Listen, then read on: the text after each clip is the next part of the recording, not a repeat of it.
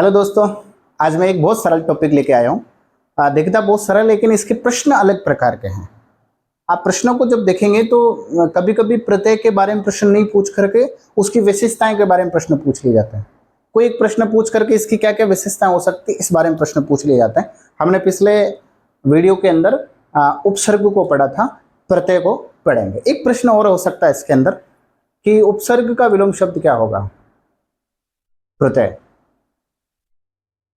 आज हम प्रत्यय पढ़ेंगे। सबसे पहले प्रत्यय के अंदर संधि कौन सी है? प्रति प्लस अय, संधि का नाम आपको बताना है। प्रति प्लस अय, संधि का नाम आपको बताना है। सबसे पहले क्या प्रत्यय की विशेषताएं हम अगर ध्यान रख देंगे, प्रत्यय की क्या क्या विशेषताएं हो सकती है। मैं लिख इसलिए लेता हूं, कुछ लोग कहते हैं सर आप लिख के पढ़ाते हैं, मैं इसलिए लेता हूं कुछ टॉपिक छूटे नहीं। सब चीजें याद रहना किसी के लिए आवश्यक नहीं है, कोई बड़ा टीचर इतना नहीं हूं मैं, लेकिन मैं दावे के साथ कहता हूं जो पढ़ा रहा हूं वो अच्छा पढ़ाऊंगा। प्रति प्लस अय, संधि कौन सी जरूर बताइए। उसकी विशेषताएं ध्यान रखनी। सर्वाधिक प्रश्न आज से पहले पूछे गए वो विशेषताओं के बारे में पूछे गए। क्या क्या विशेषताएं, कौन कौन सी विशेषताएं होगी, इसका आपको ध्यान रखना है। सबसे पहले ये शब्दांश है। प्रत्यय शब्दांश से शब्द नहीं है, उपसर्ग भी शब्दांश है। दोनों में फर्क क्या है? वे शब्दांश जो किसी शब्द के अंत में लगकर उसके अर्थ और स्वरूप में परिवर्तन कर देते हैं, और उपसर्ग में क्या था? आगे लग करके स्वरूप में परिवर्तन कर देते हैं। दोनों में डिफरेंस क्या है? एक आगे लगता पीछे लगता है, सामान्य है। ये क्या करता है? ये व्याकरणिक कोटियों को भी बदल देता है। जैसे एक वचन है तो वो बहुवचन कर सकता है, कोई स्त्रीलिंग है तो उसको पुल्लिंग कर सकता है ना। संज्ञा है तो उसको क्रिया बदल सकता है, क्रिया को संज्ञा बदल सकता है। तो ध्यान ही रखना है कि व्याकरणिक कोटियों को भी बदलने की क्षमता प्रत्यय रखता है। ठीक, तो ये क्या है? ये शब्दांश है, अंत में लगते हैं, अर्थ के स्वरूप में परिवर्तन करते हैं। ये इनकी विशेषताएं हैं और व्याकरणिक कोटियों को भी बदलते हैं। ये चीज ध्यान रखना। निम्न में से प्रत्यय की विशेषता नहीं है, ये प्रश्न ज्यादा आया है।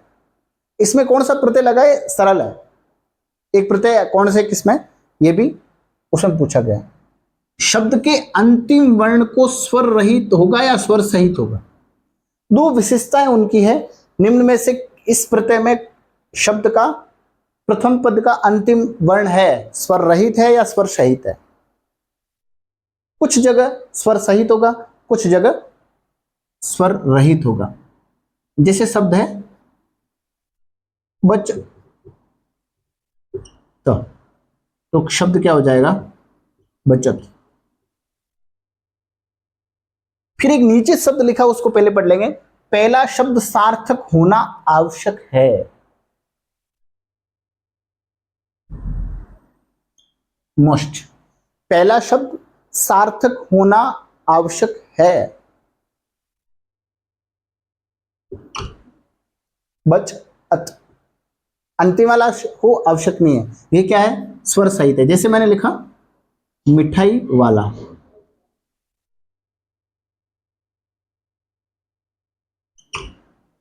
अब इसमें मिठाई अलग है, वाला अलग है, वाला प्रत्यय लगा, तो ये स्वर सहित है।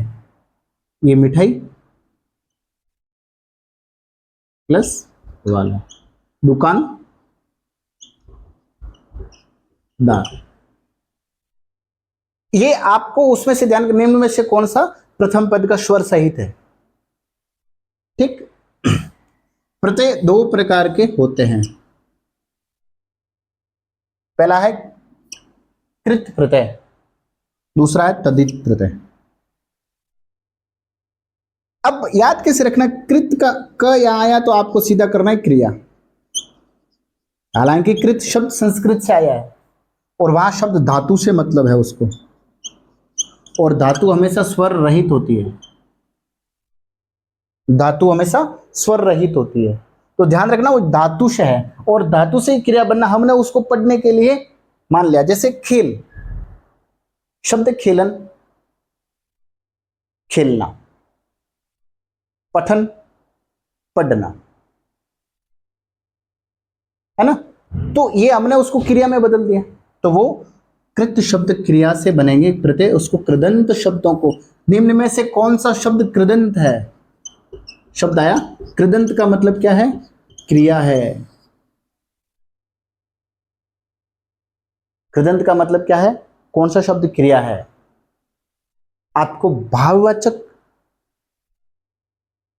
संज्ञा और विशेषण, उन दोनों के अंदर समस्या होती है, तो यहां भी क्रिया में भी कुछ न कुछ समस्या है। ध्यान रखना यह है कि कृदंत का अर्थ है क्रिया वाला शब्द जिसके अंत में कृत लगा है। तद्धित का अर्थ है नाम पद या जो संज्ञा सर्वनाम विशेषण, उसको तद्धित कहते हैं, और उन शब्दों को कहते हैं तद्धितांत। जैसे मामा प्लस एरा, मम्मेरा, कुछ ऐसे नियम इसके अंदर ऐसे बनाए हैं। इसका ये होने पर आगे वाला छोटा हो जाएगा, बड़ा हो जाएगा, ये सब चीजें आएंगे, उसका भी ध्यान रखना है। मामा जातिवाचक संज्ञा है, मम्मेरा, तो ये किस में आएगा? तद्धितांत, जिसके अंदर संज्ञा विशेषण सर्वनाम आदि हो, वो सभी तद्धितांत है। जिसमें केवल क्रिया है वो सभी कृदंत है। शब्द है छलावा, एक बार आया परीक्षा में शायद, तो शब्द क्या है? छलना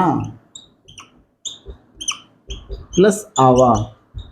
आप सीधा जाएंगे तो यह है, नहीं तो शब्द है छल प्लस आवा, छलावा। ये छल क्या है? क्रिया है, छलना है किसी को, ठीक है। अक एक प्रत्यय ऐसा है जिससे सर्वाधिक प्रश्न पूछे जाते हैं। जैसे अक्कड़ शब्द है, अक्कड़ कहीं भी आपके अगर प्रत्यय में आता है तो सीधा सीधा कृदंत कर देना। बुल्लकड़, पियकड़, भुक्कड़, भूख लगना सर, बुक्कड़, ये तो सर संज्ञा हो गई बाद में, लेकिन मूल शब्द क्या है? अक प्रत्यय है। जैसे शब्द आएगा एक लटकन, लटक, लटकन शब्द आ गया, या लटक आ गया, लटक माना, लटकना, लटकना अलग है, लट अलग है, शब्द लटकन आ गया,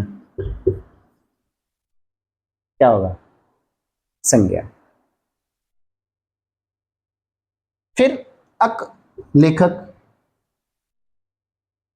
पाठक, साधक, साधक का क्या होगा? साधना से बना, तो साधक क्या हो जाएगा? कृत,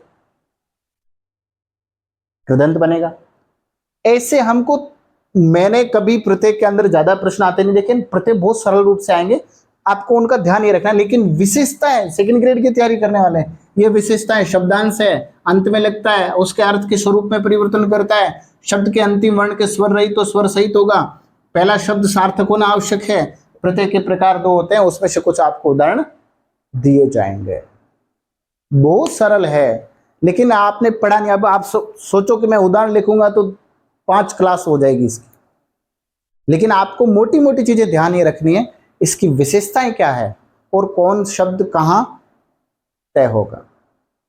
आपको वीडियो कैसा लगा? मेरा मूल विषय वैसे भाषा विज्ञान और साहित्य है, फिर भी मैं व्याकरण अच्छे से पढ़ा सकता हूं, ये मेरा विश्वास है। आपको ठीक लगा, मेरे विश्वास पर मैं खरा उतरता हूं, तो मुझे बताइएगा और इसको शेयर कीजिए, सब्सक्राइब कीजिए।